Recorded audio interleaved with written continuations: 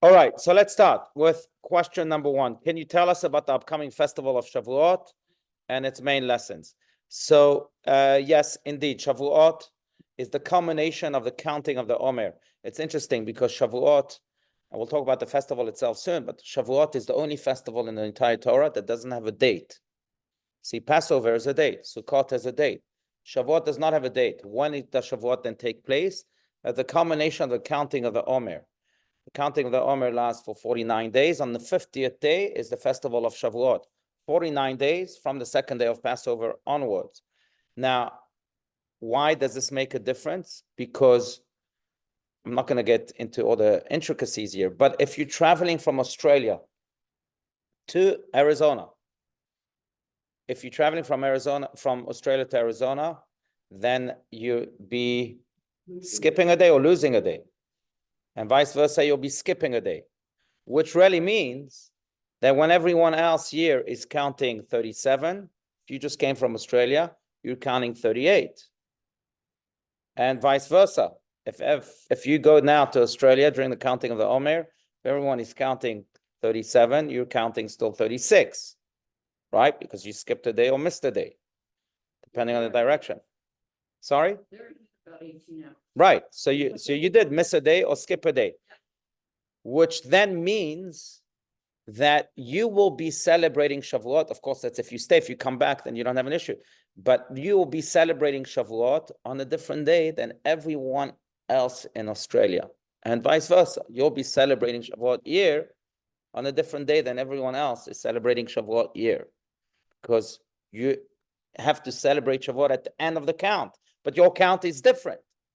So therefore, Shavuot will also be on a different day for you. You get that so far? Now, why? It just emphasizes the question. Why is it so important to celebrate Shavuot only after the count? Why doesn't Shavuot have a date in the Torah? Why does it necessitate this counting of 49 days beforehand? And the answer is really multifold. Let's give you the first, the simple answer. And that is because we are reenacting the giving of the Torah that happened on Shavuot each and every year. It happened on Shavuot after we came out of Egypt. We were only ready to receive the Torah, we'll explain why, after 49 days. That's when God deemed us ready to receive the Torah. And so it is, each and every year, we're only deemed to receive the Torah after 49 days. So if I've only counted 48 days, I'm still not ready to receive the Torah. It takes 49 days for us to be spiritually ready to receive the Torah, and therefore there needs to be a count on 49. Therefore, Shavuot doesn't have a date, because you have to have 49 days go by beforehand in order to be deemed ready to receive the Torah. Why 49 days? That's where you need Kabbalah. So each and every day of the counting of the Omer is the day of spiritual refinement.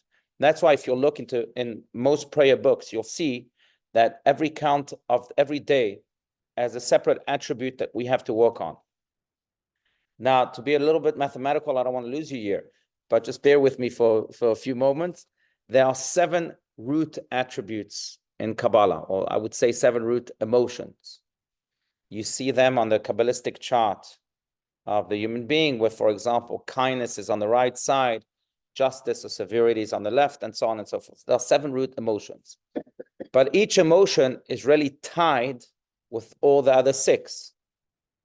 So what you end up having is 7 times 7 emotions. 7 times 7 is 49. So in order to fully refine ourselves with every single layer of those attributes, we need 49 days, because every day stands for another attribute or another combination of attribute. And therefore, one is not deemed ready to receive the Torah until he's fully refined. That takes 49 days. You can't have any shortcuts. It takes 49 days. And therefore, Shavuot doesn't have a date. And therefore, if you travel to Australia, you have to wait another day, another 49th day in order to celebrate Shavuot, because that speaks of the spiritual refinement that is needed before the receiving of the Torah. Now, as mentioned, Shavuot is the day in which we receive the Torah. It's the day in which we receive the Torah on Mount Sinai.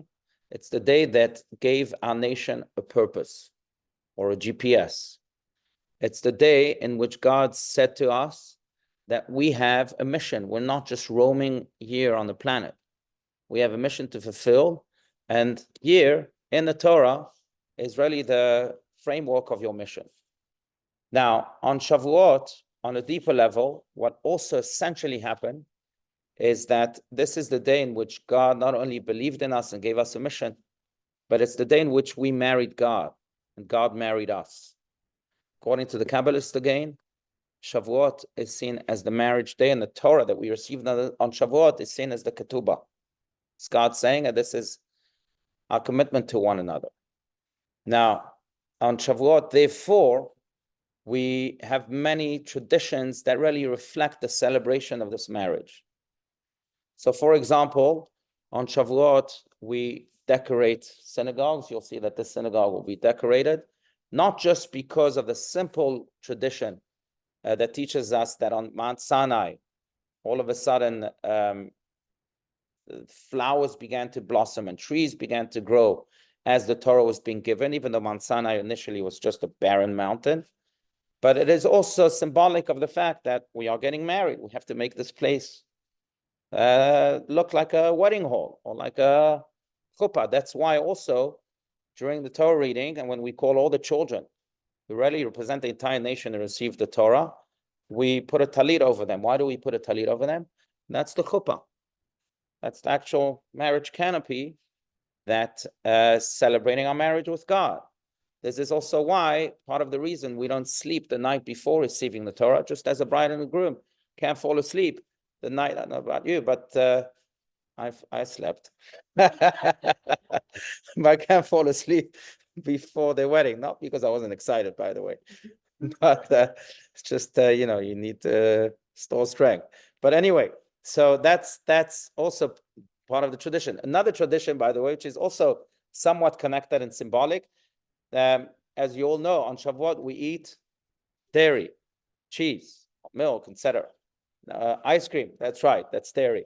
Not sorbets, ice cream. But why do we eat dairy? So the simple answer is because on Shavuot, we were given the Torah in which it says that you have to separate between meat and milk.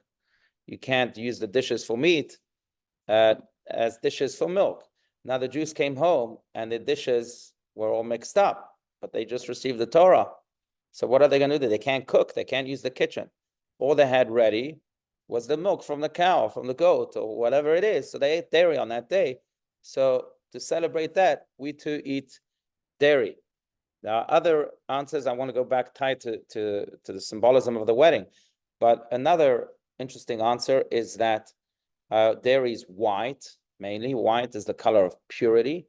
And when we received the Torah, God almost rebooted our system where we became all pure. Just like, by the way, a bride and a groom on a wedding day where they reset their system. They are like born again. They are new. They are as pure as this color white. There's another answer of why we eat dairy. That's because, how do you say milk or dairy in Hebrew? Chana? Chalav, right? Chalav is chet lamed bet, and that has a numerical value of 40. Chet is 8, lamed is 30, and bet is 2, right? 8 plus 30 plus 2 is 40. Why is that important? Because Moses received the Torah after the giving of the 10 Commandments. For 40 days and 40 nights, he stayed on the mountain to receive the Torah. So we wanted to connect the idea of the 40 days and 40 nights with Shavuot, and therefore we eat dairy, chalav, that has a numerical value. How is it connected to the bride and the groom, the eating of the dairy? So we said, number one, because the bride and the groom are completely reset. They are the purest it gets, just like the color that dairy represents. But there's a deeper idea, which is also a very profoundly Kabbalistic idea.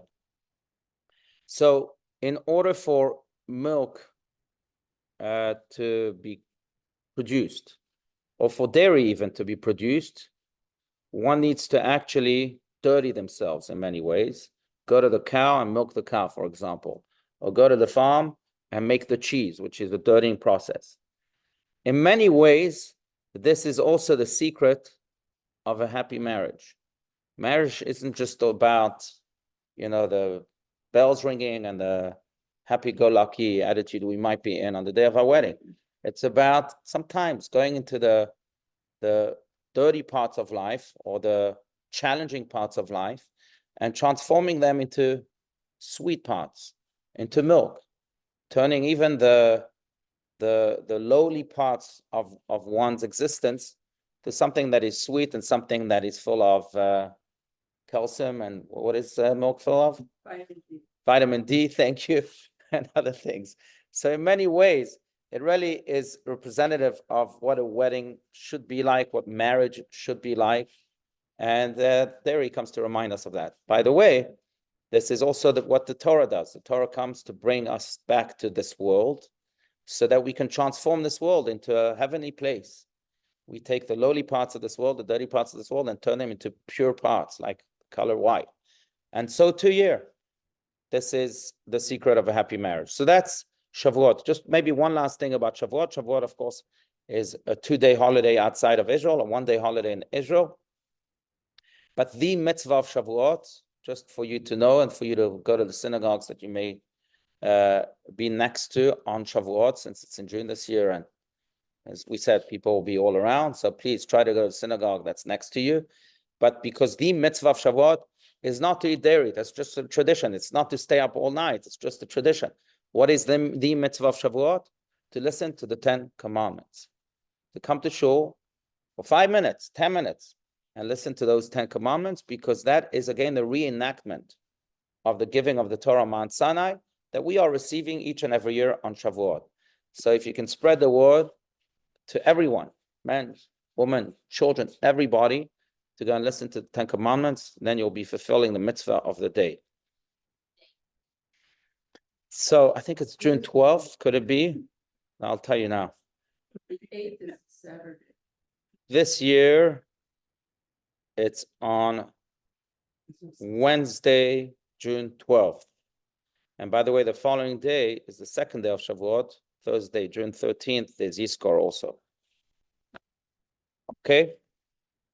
All right, we can go back to Shavuot if you have more questions. Afterwards, let's go to question number 2.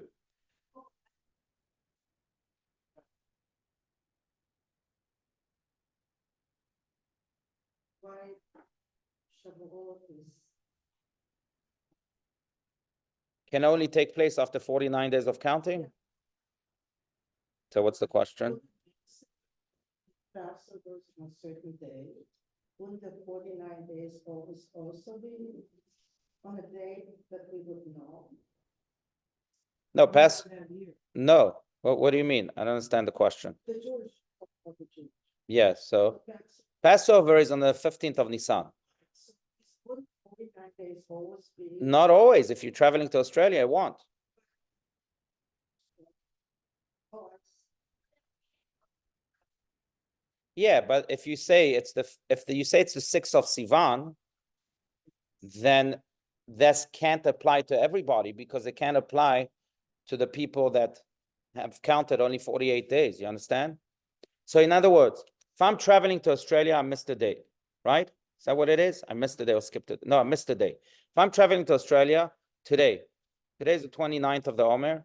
If I'm traveling to Australia tomorrow, I'll be if I travel today, I only arrive on Friday. I missed Thursday. Has anyone flown to Australia before? Anyone tell me? I think that's the way it is. Okay, so let's say I land on Friday because I missed Thursday. When I land on Friday, I have to count 30. The day after 29 is 30. I missed the day, so I have to count 30. In Australia, they'll be counting 31. Now, if Shavuot is at the very end of my 49-day count, it won't be the 6th of Sivan for me. no, I understand what you're saying. But anyway, Why does it make sense? especially in Australia, I mean, really. Yeah, because we recognize that there's a difference. Of course, the Torah knows everything.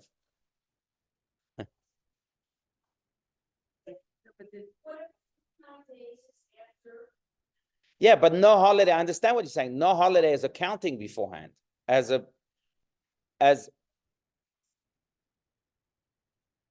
Before Passover, we don't count the days to Passover.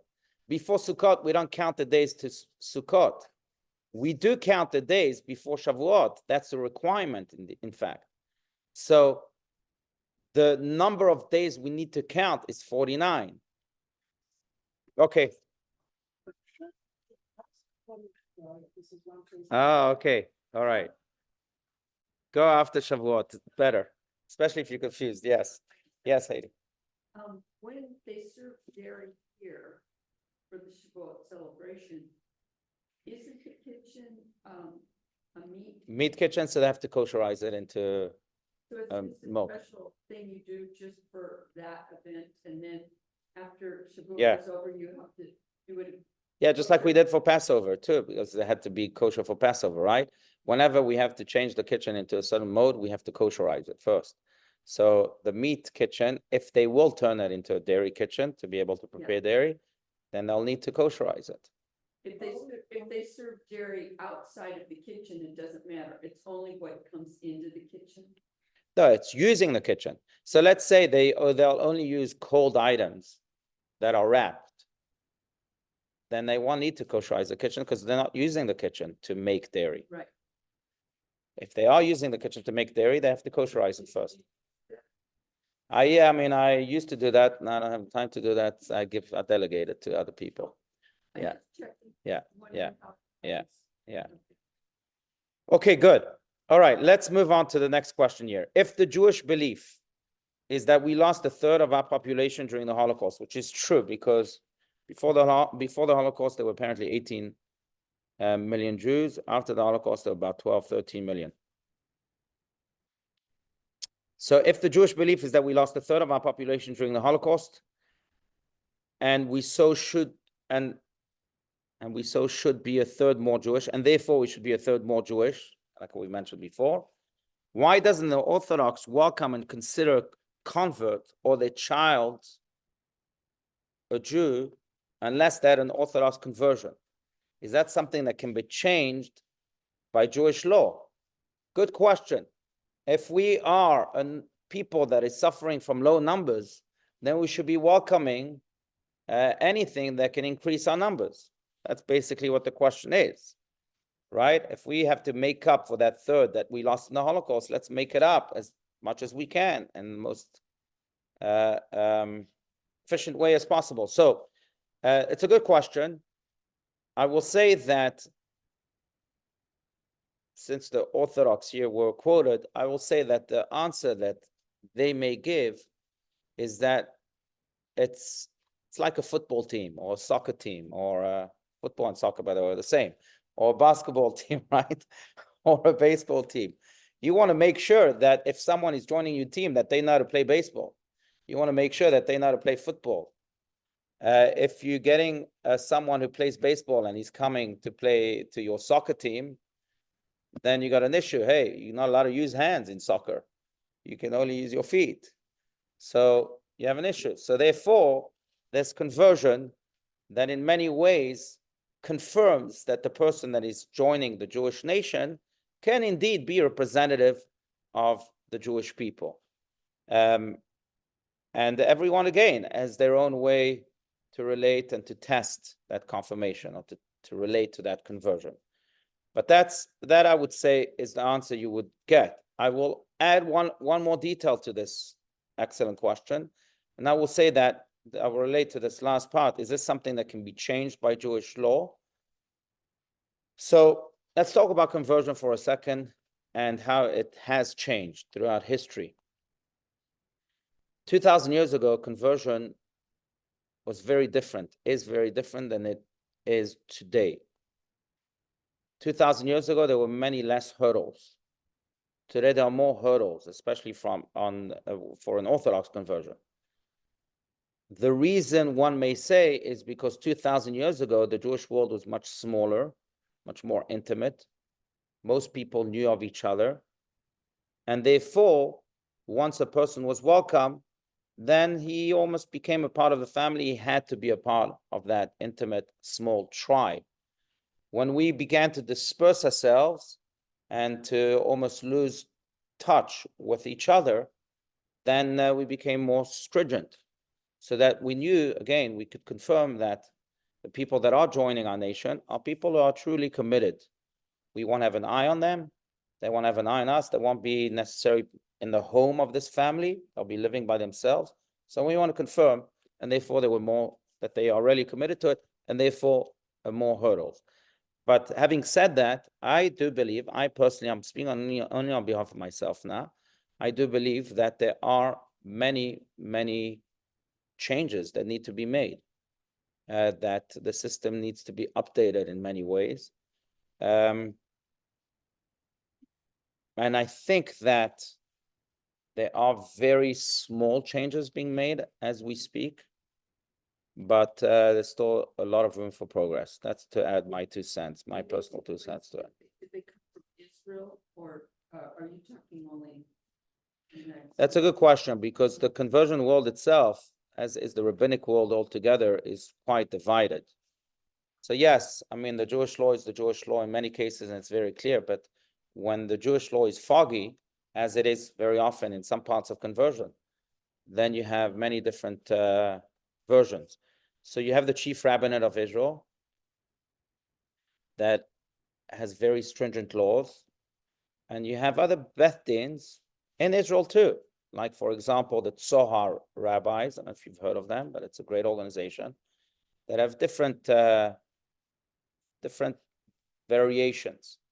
The laws, I mean, I think every Beth Din today will ask converts to keep Shabbat, kosher, and family purity. Those are the 3 pillars usually. But again, there are variations to what the details of family purity entail, et cetera, et cetera. So you have different types of Beth Dins too. Yes.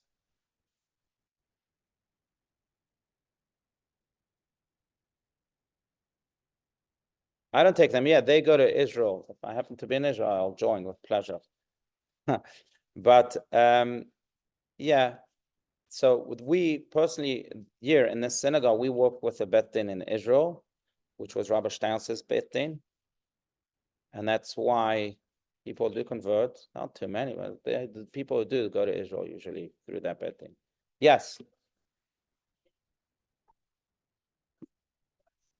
Very good. That's right. That's right. Not only that, I will tell you what Maimonides says, and that is that Maimonides doesn't call a convert a non-Jew. That's a wrong term, because a convert really was always Jewish. When he converts, he's just revealing himself to the whole world as a Jew, but he's always a Jew. Speaking of Shavuot, just to confirm this point, speaking of Shavuot, all of our souls, including you and I, were there when we received the Torah, because God wanted to make sure that the entire nation is receiving the Torah. What about the souls of the converts, Jews by choice? They were there too. They were part of our nation then. So they're part of our nation too now. Without any distinction. Yes. So I think I told you, I met Elisa Barrow. She's a woman that became Jewish. She was Catholic. And now she actually is a mentor to rabbis. For that, she lives in Denver. And I met her at the Orthodox Rabbi in Chicago, and I asked her, what do you like to be called? And she said, I'd like to be called first generation Jewish. Okay, good. That's a good way of putting it too. Even I would disagree with that, because as well mentioned, she's many generations Jewish. She was on Mount Sinai, which was 3,300 years ago. Yeah. But that was a Jew, but to me, being that I walk with no religion, all these people that are Jewish now, that are conservative or reform, they follow, some of them follow their Jewish traditions much more than I do. Okay. I have a hard time, to me, I'm sure there are more than 6 million 6 million what? Jewish people now that replace. I don't know. Today, it depends who you ask, but today there are about 14 million Jews in the world today. So we have 14. So we haven't really replaced. We haven't gotten to 18 million yet. Yeah.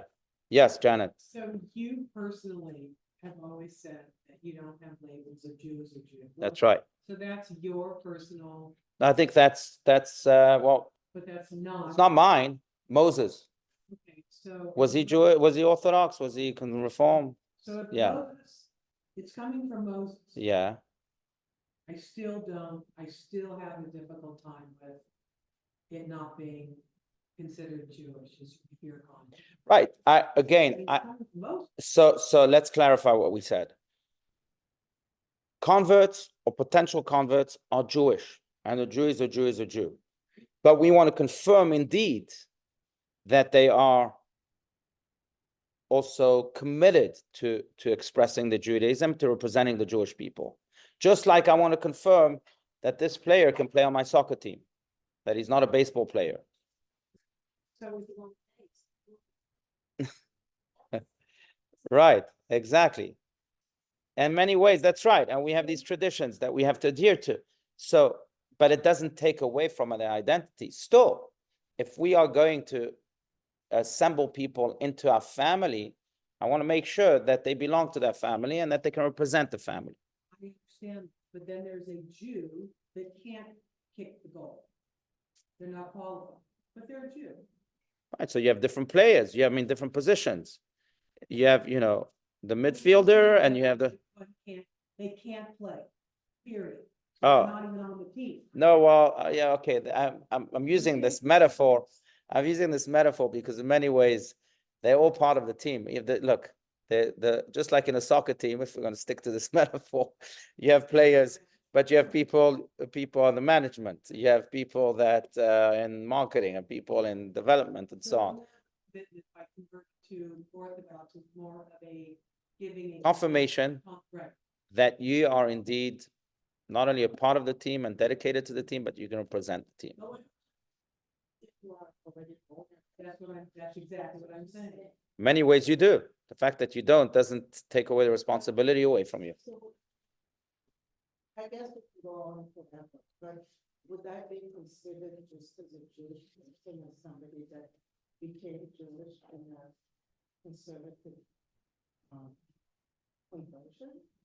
Look, if someone was born in my family, just because being Jewish is being part of one family, if someone was born in my family and they go against all the values of my family, they still a part of my family, right? But they are still accountable and they still are required, and we hope profoundly that they will one day follow those values. Now, that's if that person was born in my family. If someone is adopted into my family, before the adoption, I want to make sure that they can also follow the values of my family. Otherwise, that person won't be deemed a part of my family. If you're born, you're born. That's it. It's like a genetic disease. If you have it, you have it. But there needs to be a devotion to it. Let me put it this way. What makes you Jewish is either you are born in that family or you're adopted by this family. But what will ensure your Jewish continuity it's not enough just being born in that family or being adopted by this family. You have to be committed to that family and to its values. And if you're not committed, then we got a problem. And that commitment has to come from the people who are born and from the people that are adopted. So that's why these hurdles, to test the commitment. Doesn't necessarily come to see whether you're Jewish or not. Because as mentioned, converts are just as Jewish as we are. But it comes to make sure that there will be some continuity there. But we started talking about the numbers. How many Jewish people there are? I mean, I don't know. Today, you're talking about numbers. Federations have numbers. I don't know how accurate they are. I think that the Sochnot, the Jewish agency, has numbers. I don't know how accurate they are. But according to the Sochnot, there are 14 million Jews today. I think that's probably the organization that has the most accurate numbers. Okay. Next question. And this is the last question, then we can open this up. Because we haven't opened it up until now. But let's go. How does saying Kaddish or Yizkor benefit or provide merit for the soul of the deceased? And how do we know this? Okay, so how does saying Kaddish or Yizkor benefit or provide merit for the soul of the deceased? That's a great question. So let's go to the very root of it. We have a great fortune in this world. All of us here that still live on earth, we are in essence on a higher level than the souls that are in heaven. Why so? Because here in this world, we can do mitzvot. In heaven, they can't.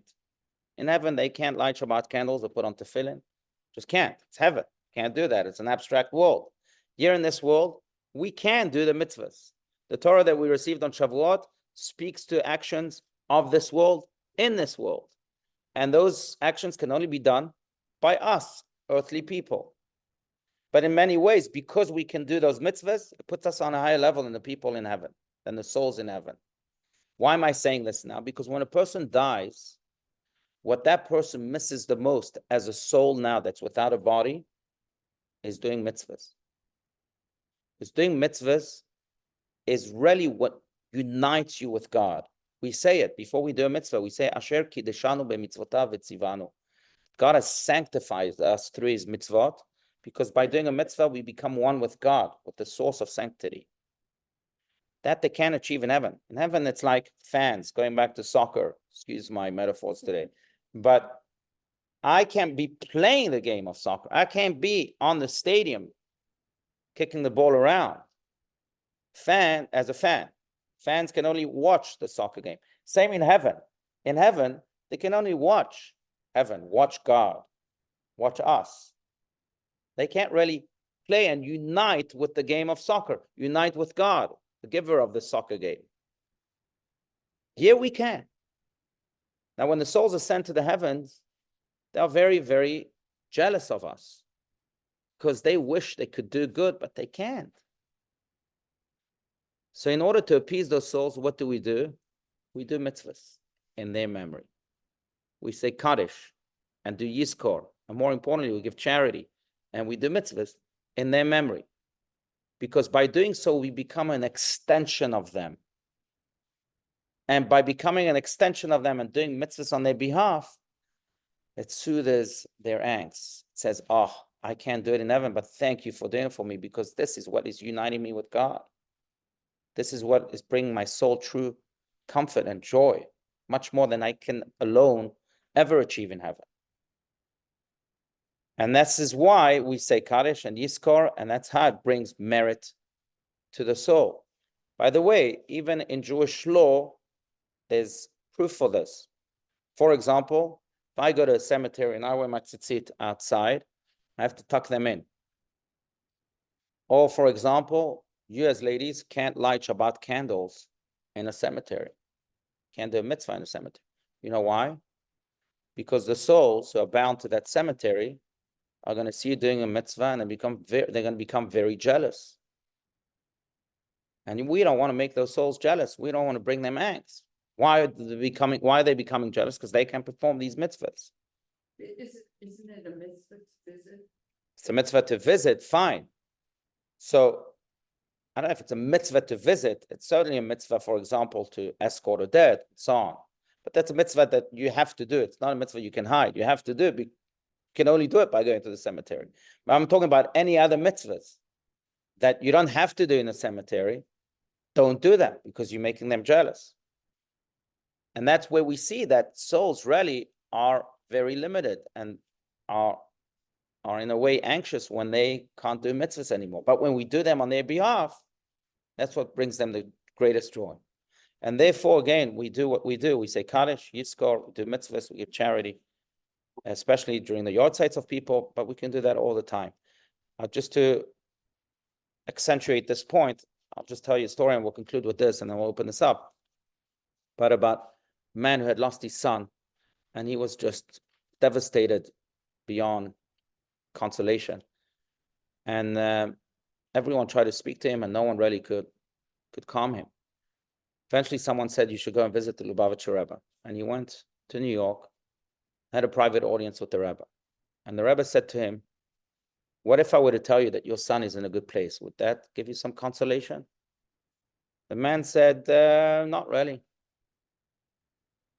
He said, what if I were to tell you that not only is he in a good place, but you can still send packages to him, and that those packages he'll receive, and it will make him happy? Would that bring you some consolation? Man said, yes, that will bring me consolation. He said, well, every time you do a mitzvah for your son, you're sending him a package, and it makes him very happy. In many ways, that's why we say Kaddish, to Yizkor, to mitzvahs. Sending them packages, and it soothes their soul because you've become an extension of them. You're doing the mitzvahs and uniting with God, something that they can't do. But you're doing it, and it's as if then they're doing it themselves. And nothing brings greater joy to the soul than that.